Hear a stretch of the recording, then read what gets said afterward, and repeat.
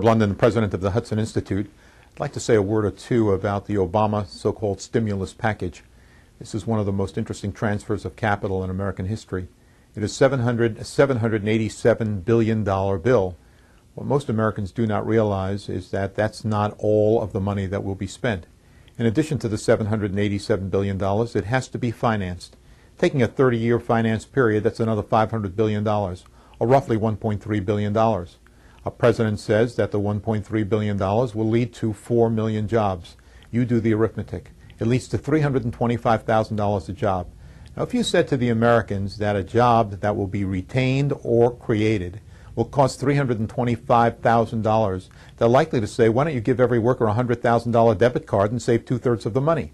We are living through a very interesting period in American life. The average family of 4, that is mom and dad and 2 children, generates an income of about $61,000 a year. If you had to guess, what would you assume is the level of indebtedness for this family?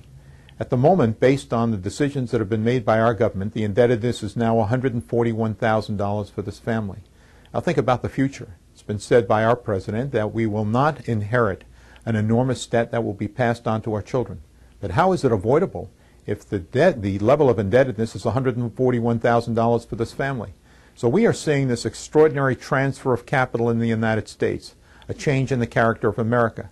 And it's important for Americans to understand what is taking place. My feeling is that what we have to do today is to at least give people an indication of what this means for their future and the future of their children.